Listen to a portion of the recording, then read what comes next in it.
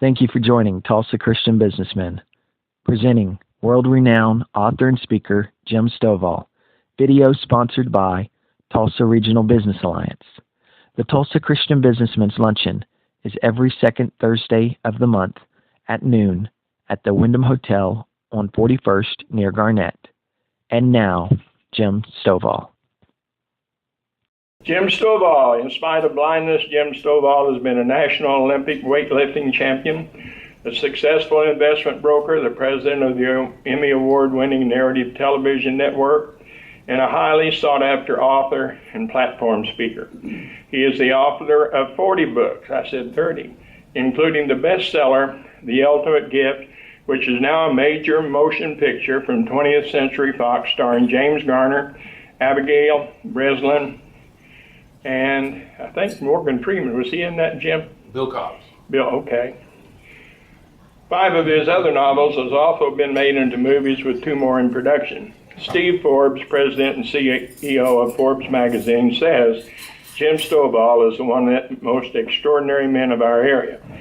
For his work in making television accessible to our nation's 13 million blind and visually impaired people, the President's Committee on Equal Opportunity selected Jim Stovall as the Entrepreneur of the Year. Jim has been featured in the Wall Street Journal, Forbes magazine, USA Today, and has been seen on Good Morning America, CNN, and CBS Evening News. He was also chosen as the International Humanitarian of the Year, joining Jimmy Carter, Nancy Reagan, and Mother Teresa as recipients of this honor. You know, before Jim comes up, there was an interesting thing I read about the narrative television. It was started for the blind. But I read, Jim, where 65% of your listening audience comes from people that aren't blind. Is that true? It's true. That's how good the programming is. So let's give a good, warm welcome to my friend, Jim. And don't believe everything he says. Don't believe everything he says about me, because... Sure. When you do it? You just keep. Okay. Good deal. It's quite a setup you got here. I was thinking of the scripture, trying to get through the crowd here. We do walk by faith and not by sight. And I'm really glad Ted is updating the accommodations right after I'm here. You know, my friend Ted Robertson, I have known Ted. I was thinking, there's not one thing on that introduction Ted read to you that was true when I met Ted Robertson. And I met Ted, and Ted, I don't even know if you remember how we met. I do. I was going to ask if I could tell it, but I'm going to do it anyway, so never mind. I had a guy I knew that, frankly, he owed Ted some money, and there was a contract dispute. He was too cheap to hire an attorney, so he said, will you go over and straighten this out with this fellow? And he had told me all about this deal.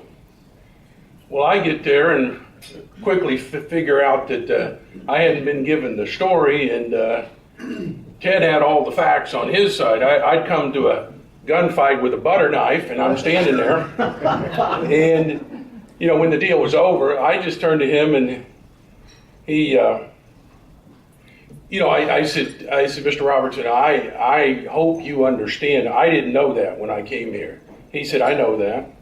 And I said, I hope we can meet on other circumstances.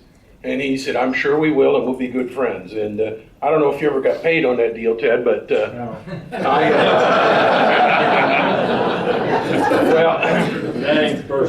Well, I understand. But the whole deal sure paid out for me, and I want to thank you. And every group reflects its leadership, and you are blessed to have a guy like Ted. And please thank him for me right now.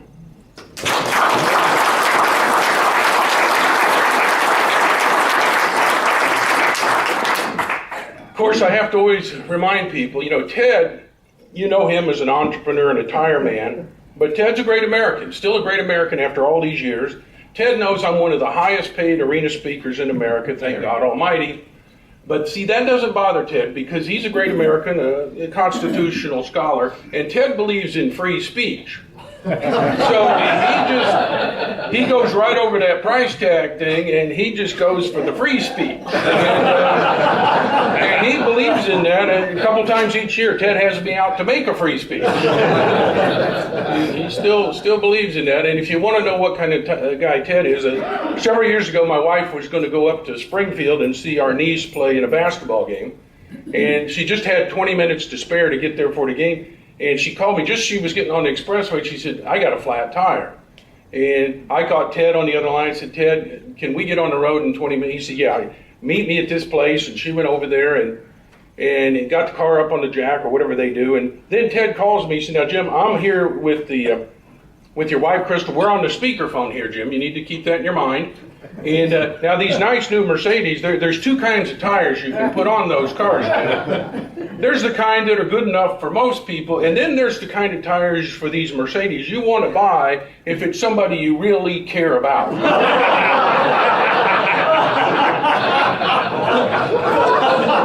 And he said, so Jim, with Crystal right here on the speakerphone, which way you want to go with that? That's how it works. That's the kind of man we're dealing with here today. I was going to say something nice about Ted, then they told me they were videotaping this, and we just can't let that kind of fake news get out. Before I go any further, when you live your life like I do as a blind person, some of the most talented and gifted people and friends are willing to dedicate their lives, and in my case, they dedicate their eyes to making it possible for you to do what you do. You take every opportunity, including ones like this, to just say thank you. And Janice Taylor is a great friend. I met her when she worked in my building, and she's gone on to create a great career in real estate. If you want to buy or sell a house, 2 words, Janice Taylor, that's all you need to know, Janice Taylor right there. And she's a good friend. She helps me get from there to here and makes me happy and feel good while I'm doing it. Would you please help thank and welcome Janice Taylor right there.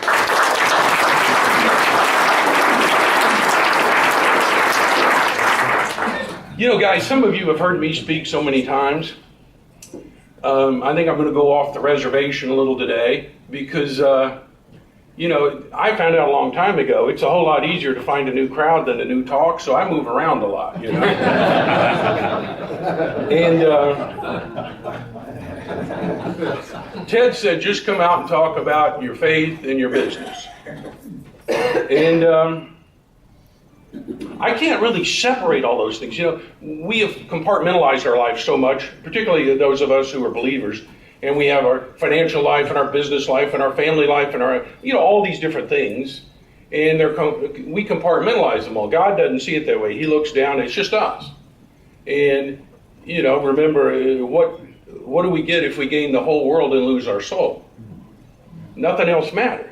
Amen. And, you know, we have a tendency to forget that, you know, and so we're falling down in one area, but we always say, well, I'm doing good over here.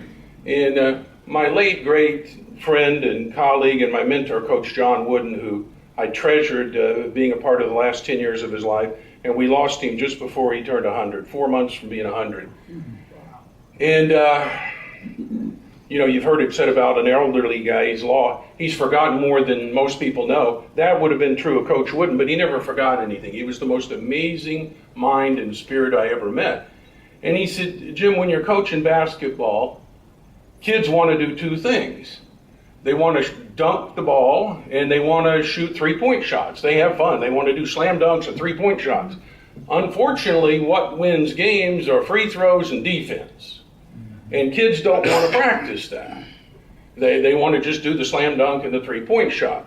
So we have a tendency to want to do the same things in our life, and we look at the thing that makes us feel the best, and we compartmentalize. So I really can't separate my faith from my finance, from my family, to anything else. But when I think about my faith, I grew up in a Christian home. A lot of you know my parents.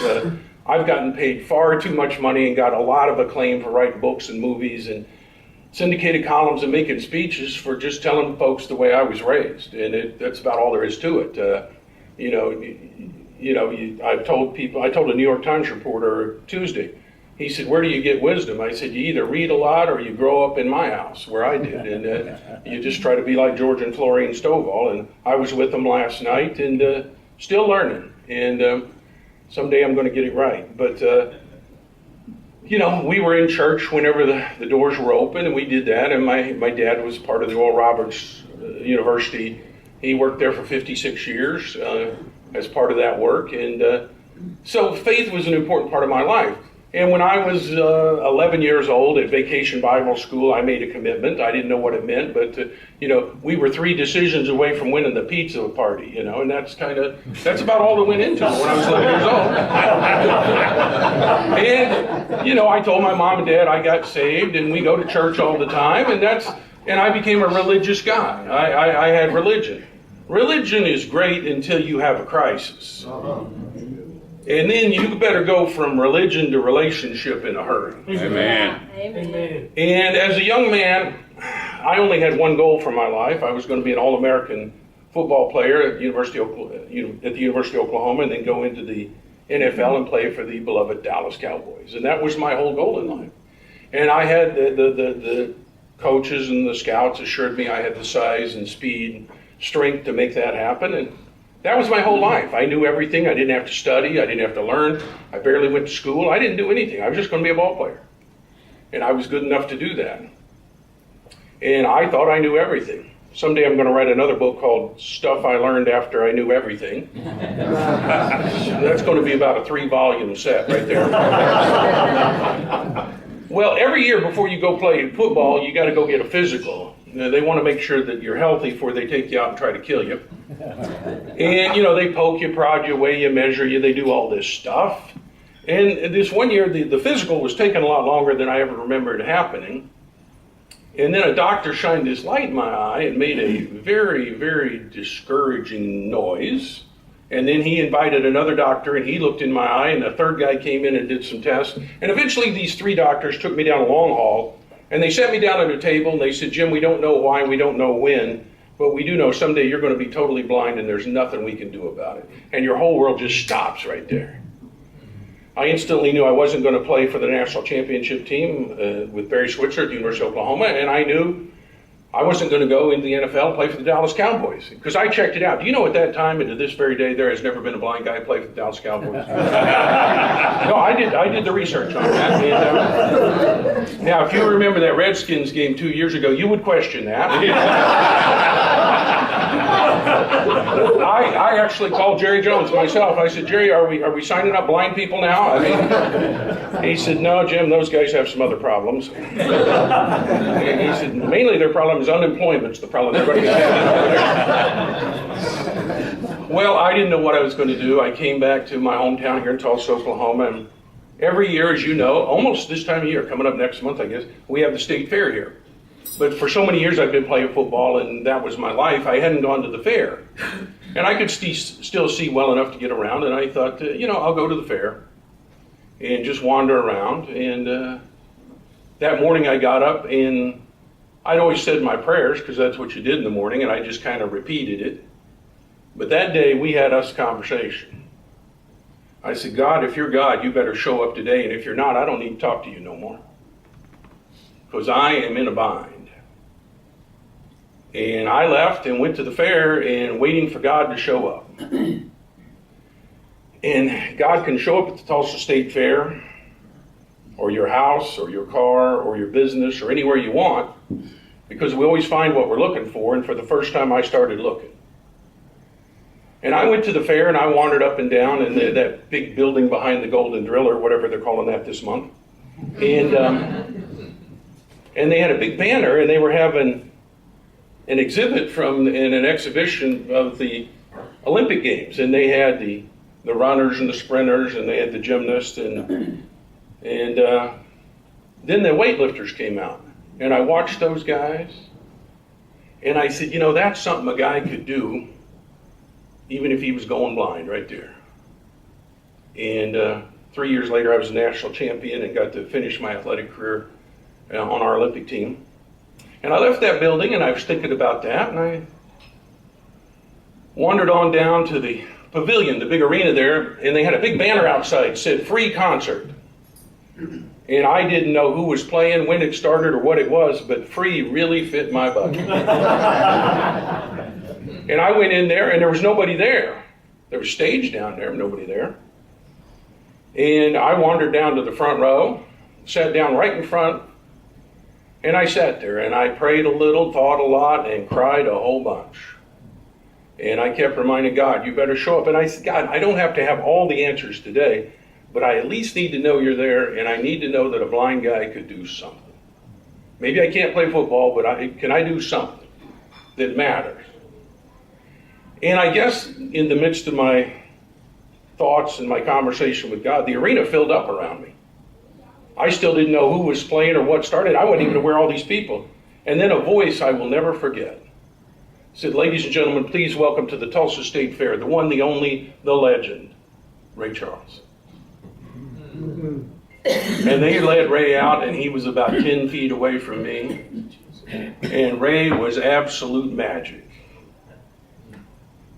And I said, okay, God, blind guy can do something here now. I figured Ray's kind of got this music thing covered. I better go do something else. And from that day forward, I started looking for God and looking for miracles every day. And 10 years later, I'm speaking for an international businessmen's convention in New York at Madison Square Garden. 18,000 people from all around the world. That was not a free speech, Ted. A couple of those I can afford your tires.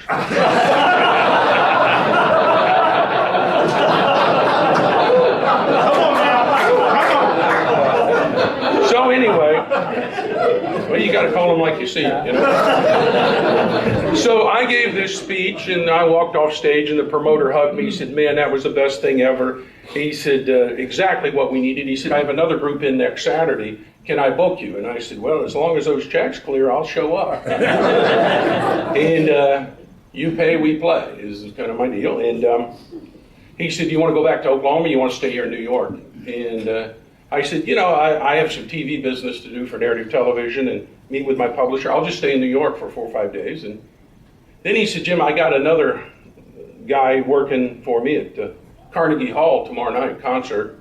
And if you want to, you can go see him. Well, I couldn't hardly tell this guy that I get scared to get out in public. I get scared to come in a room like this. And, you know, I cannot imagine going to Carnegie Hall and all this stuff. And I was trying to think of a polite way to tell the man that. So I just asked him, I said, well, who do you have here? I was just trying to act like I cared. He said, tomorrow night, Carnegie Hall, opening Ray Charles. I said, yeah, I believe I'll be there. He said, I got your seat front row center, Jim. I said, I've been there, yeah. And there I was 10 years later on the front row, and they brought Ray out. Ray was still magic. But my whole world had changed. And after the show, the promoter said, just stay there. In a couple minutes,'t take you backstage, and you can spend some time with Ray. So I went backstage, and he said, just 1 minute. Ray's got to sign a couple more autographs, and then you guys can spend some time together. And I'd been blind, totally blind, a number of years by then. I didn't know blind people could write. So I said, well, how does Ray write? And Ray heard me. He said, who said that? I said, well, sir, my name's Jim Stovall. I'm blind, too, and I didn't know blind people could write. He said, son, if anybody in your whole life ever thinks enough of you to want your autograph, least you can do is learn how to write your name. Kind of ticked me off, actually. He said, sit down here. And I said, well, old man, you're going to have to show me. And he took my hand and showed me how he traced out Ray Charles. And I could write Ray Charles, and showed me how to write Jim Stovall. And it was 5 or 6 more years before I could write anything other than Ray Charles and Jim Stovall. That's all I knew. But people in my office told me the other day, somebody figured it out, I've signed over 1 million autographs. I have 10 million books in print in 23 languages around the world, and they told me I've signed over 1 million autographs. And if you ever see my autograph, it looks like I've signed 1 million. Well, Ray and I became friends, and you know, it's just like me and Ted. He gave a lot to me in the beginning, and I can never repay Ted for the encouragement he's been for me, but whenever he calls, I'll show up. I'll still make fun of him, but I'll show up. And I don't even know what it is. They just put in my calendar, you know, Thursday, some kind of deal for Ted Robertson. I don't even, you know, if Ted calls, I know it's a good deal and I need to be there, so I try to make it every time. And, you know, it was a few years later, Ray called me, and he said, man, I'm at the bottom, man. And he said, they want me to do this deal. I don't know if I can do it. I said, what? And he said, well, the park department, the United States Park Department wants me to do this promotion for the national parks, Jim. And I said, Ray, that's perfect, man. And he said, well, I never seen any of that. And I said, Ray, don't matter what you see, it matters what your vision is and can you help other people see it. And Ray said, I'll give it a try. And Ray sang, "Oh, beautiful for spacious skies, for amber waves of green, for purple mountains' majesty above the fruited plain." And if you've ever heard Ray do that, man, he'll make you want to be an American twice. That's right. If you haven't heard it, go Google it, and everybody's got it. And Ray never saw it, but he made everybody believe it. And it was near the end of his life. He played one of his last 3 shows here at our Performing Arts Center. And I was sitting backstage with him before the show, and he didn't have long to live. We both knew it. He had a substance problem, and he'd had a hard life. And he said, Jim, you believe when we get to heaven we'll be able to see? I said, I think so. He said, what do you figure one of those angels looks like? I said, I don't know. And he said, well, those angels, they show up and help us when we need them. I said, Ray, if that's what angels do, they look like Ray Charles. And we lost him about 4 weeks later. And, you know, when I'm having one of those days, the great thing is I can just always put Ray on the box there and experience that. And my business has grown, and I'll tell you just more than you want to know about my business. I do 5 things. I do books, movies, I do television, I do my columns, and I do my speeches and radio. I do national radio every week on Monday, and because USA Radio doesn't have an affiliate here yet, I show up and do a little thing with Pat Campbell over at KFAQ, and that's what I do. I do 5 things. It's like a 4-sided pyramid with the point on top, and whatever the point is what I'm doing at that time. And it has to support and be supported by everything else. So if I'm writing a book, I'm probably talking about one of my movies, and I'll promote the book in my column, and I'll talk about it on the radio, and everything supports everything else, because it looks like I do a lot of things, but I only do one thing. I'm in the message business. And it's really important to know what you do, because when you start out, and a lot of you guys have experienced this, when you start out, nobody wants to do nothing with you. So, you know, you're just begging to do any kind of deal with anybody. Well, after a while, the worm turns and things are great in life, and everybody wants you to do everything. And if you're not careful, you're going to do a lot of good things and miss all the best things. And so you got to know what you do. And I suggest that with the corporations I consult with and people, you need a mission statement. Mine was given to me by my grandmother. My grandmother was one of the most special people in my life. When she heard I was going to lose my sight, I went to see her in Missouri, and she said, I'll need to talk to you. And well, that was some serious stuff, when she needs to talk to you. And I sat down and I said, yes, ma'am. She said, well, when you go back home, tell that doctor of yours that next spring, after I see those flowers one more time in my garden, I'm going to come down there and tell him to take out my eyes and give them to you. Now, she didn't know you can't do that. But even if they could have, she gave me something that day a lot more important than her eyes would have been. And near the end of her life, she was laying up in the hospital there in Missouri, and I said, young lady, is there anything I can do for you? She always told me to call her young lady. She was 90, and I said, when do I quit calling you young lady? She said, I'll let you know. And she never did. So I said, young lady, anything I can do for you? She said, yeah, I don't want to die in this hospital. So I told the doctor, I need to make arrangements to take my grandmother home so you can care for her there. He said, Jim, that'll take a miracle to do that. I said, I don't care if it takes a flying carpet. We're taking her home. So we had doctors and nurses and equipment, everything at her house there, round the clock. And I came in one night, I'd just flown in from Hawaii where I did an event, and the nurse said, she's already asleep. And she said, but she is so proud of you and what you do. I said, she don't even know what I do. And she said, well, next to her bed there's a picture of you holding that Emmy Award, and everybody comes in this house She says, now that's my grandson, Jim. He only does two things.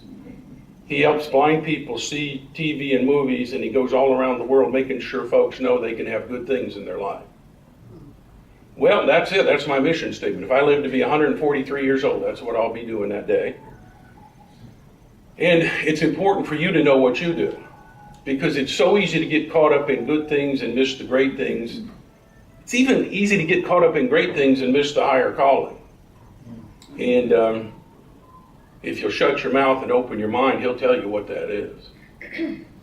Otherwise, we can talk ourselves into anything. I do it all the time. Well, right now, I told Ted I'd take a few minutes and answer some of your questions.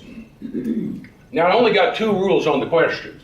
Number 1, don't ask anything I don't know the answer to. That's a very important rule we have at the Narrative Television Network. It says Jim should never look stupid. Now, we do not always achieve that, but we try mightily. So don't ask anything I don't know the answer to. And the only other rule is do not raise your hand. Now, see, you raise your hand, and 2 things are going to happen. They're both bad. Number 1, you're going to feel really dumb. And number 2, I'm not going to call on you. I just finished an event not long ago in the arena in Chicago. There's still a woman sitting in the arena in Chicago with her hand raised, thinking I'm going to answer a question. But I would be pleased to talk about my faith, my business, TV, movies, embarrassing stories about Ted, anything you want to talk about. And you ask a question, and I put together some postcards that I share with people that have all the power statements from the arena events I do. Because it's real easy to sit here with all the guys and the Christian business leaders and make commitments and see big visions and great things, but then you get back to your office or back home and you fall into that rut. Sometimes it's just nice to have those power statements you can pull out in front of you. So I put those on a card, and you can remember this time we had together and what it is you're supposed to be doing with your life. And if that don't work, you turn that card over, my number's on the back, and we have real live people answer the phone around the clock, and I return every phone call. So I want you to know I'm not just a guy who makes a speech. I'm about as serious as a heart attack about you and what it is you're supposed to be doing. And so when you ask a question, if Ted likes your question, he'll give you one of these cards. And if he doesn't like it, you can work it out with him. So with that in mind, who has a question for us? Jim, Yes. what was your motivation, your driving motivation for writing your first book? I started Narrative Television. We didn't know anything about it. I started in the basement of a condominium building in downtown Tulsa, which you know is the entertainment capital of the world. And we grew and grew, and we won an Emmy Award for our first season on national television. Anybody tells you miracles don't happen, you come to my lobby over there on Memorial and you can hold an Emmy Award, because I don't even know what to say about that. But, well, I was asked to speak, because of the Emmy Award, I was asked to speak at the National Association of Broadcasters. And these were people I'd been trying to sell on my service one at a time, and I figured they're all going to be in one room. So to me, it's just one big sales call. 3,000 executives, most of them run a network or host a local affiliate. So I went there and I gave a speech, and then after the speech, a guy comes up to me and said, "Man, that was amazing. I have a convention coming up. Would you come and speak at my convention? I'll pay you $5." I didn't know if he meant 100 or 1,000 or $5. And I went, and he paid me, and it was $5,000. And I thought, man, I may be in the speaking business here, because the phone kept ringing, and I'm not, people always ask me, how do you become a professional speaker? I don't know how not to be one, because people keep calling. And I told my marketing director, Kelly Morrison, just raise the price, keep raising the price until I only have 2 or 3 a month. And she did, and now it's crazy. And well, I was on a speaking tour of arenas on the West Coast, and I was sandwiched on a program between Dr. Dennis Whaley and Dr. Robert Schuller. And I was the middle part of this sandwich, and I was standing backstage, and Dr. Schuller came up to me and said, "My friend Jim." He really talked in that Schuller voice, It's embarrassing when you're ordering takeout or something, but the way the man talked. He said, "My friend Jim."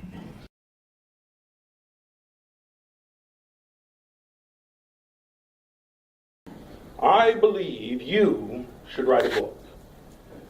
I said, "Dr. Schuller, I can't read a book. Why should I write a book?" He said, "Well, this is something I feel very strongly about. Well, about that time, the MC introduced me. I went out in the arena, I did my hour. I came off stage, and Dr. Whately said, hey, that was great. And while you were out there, Schuler and I worked out all the details. And I thought he meant the ground transportation to the plane. I didn't know what he was talking about. I said, so, okay, what's the plan? He said, well, he called his publisher over at Thomas Nelson, and I agreed to write the foreword to your book. He's going to endorse it on the back, and we need your manuscript in 90 days. So that's kind of how I became a writer, right there. I came back, I wrote that book, and just about things we've been talking about here today, and called You Don't Have to Be Blind to See, my experience of losing my sight and capturing vision. And it came out and it started selling really well, and the publisher called me and said, Jim, we're nearly ready for your follow-up book. I said, what exactly is a follow-up book? And they said, well, that's the book you come out with next to capitalize on the success of this first one. I said, you should have told me that earlier. I wouldn't have wrote everything I knew in that first book. Well, I wrote another and another and another, and I did a book with Steve Forbes and Donald Trump in 2000, and I'd run out of material. And I'm not just going to write a book to fill up a bunch of pages. And when the publisher said he wanted another book, I just decided, okay, I'm going to make up a story. Because I've already written down everything I know, so I'll make something up. And I was riding to the office in the back of the limo one day, and I got the first line of the book. It said, it was my 80th year of life on earth and my 53rd year in the practice of the law that I was to undertake an odyssey that would change my existence forever. And I thought, who said that and what is he talking about? I came to the office, and in between my calls and meetings there over on Memorial, over the next 5 days, I wrote The Ultimate Gift. And 5 days, there's never been an edit, never a rewrite. And that was the beginning of a lot of things. And that book and the sequels and the 3 movies have grossed well over $100 million and opened millions and millions of doors for me around the world. And that's how I became a writer. I just finished my 42nd book. And God is good. Who has another question? Jim, One at a years time. ago you wrote One Season of Hope. Yeah. Do you have any follow-ons of that? Yeah. One Season of Hope was the first book in a series that I'm writing called Homecoming Historicals. They all take place at high schools, and the namesake of the high school plays an important part. So in that book, there's a young man who's got cancer and wants to play his senior year of football before he dies, and it's his whole story. And meanwhile, he plays for the Harry Truman High School Eagles, and the coach is trying to deal with what to do with this kid and dealing with his pending death. And every day he walks by this statue of Harry Truman and kind of thinks of Harry and talks to Harry, and Harry gets involved. And then I just finished a book called Top of the Hill that it isn't out yet. Nobody's read it outside my office except for Mike Fine. And it's called Top of the Hill, and it's the life and times of Napoleon Hill. And it takes place at Napoleon Hill High School, Learning to Think and Grow Rich. And the Napoleon Hill Foundation let me use all of Napoleon Hill's 17 principles, one in each chapter verbatim, and that will be out. And both of those have been optioned for movies already. And then we have a meeting this afternoon with the Cherokee Indians, and then 2 meetings tomorrow on a book and movie project called Will to Win, The Wit and Wisdom of Will Rogers. And hope to shoot the movie right here in Tulsa. And then after that, I'm going to do Making Your Mark with Mark Twain. And then once I can deal with it emotionally, I'm going to write Ray of Hope, the story of Ray Charles. And so we will continue to do. Thank you for asking. We had another question somewhere? Yeah, Jim. All businessmen and all people, when they wake up first thing in the morning, one of the first things they do is they start thinking about their day. Can you give us some encouraging words, spiritual words, whatever you want to say? How do you start your day and stay focused first on what you think is the most important thing to do in the morning? I get up every day at 4. My alarm clock hadn't gone off in 15 years. I just wake up at 4. And the first thing I do is something my grandmother taught me. When I was a little kid, my sister was dying of leukemia, and because of that, my mom and dad had to take her everywhere, and I spent a lot of times out of state with my grandmother. I guess I was having a bad attitude about it and complaining because my kid and my friends and my dog and my toys weren't there. And she said, now we have a rule in our house, you can complain all you want, once you fill out your golden list. And I said, what is the golden list? She said, well, that's just a list of things you're thankful for. You just write down 10 things you're thankful for. You know, I didn't even know how to write, so she got out a paper and pen, and we wrote down 10 things I'm thankful for. That was 50 some odd years ago. I've been doing it every morning since. And I defy you to list 10 things you're thankful for and have a bad day. And if you start having a bad day, just start over. Do it again. And change your world.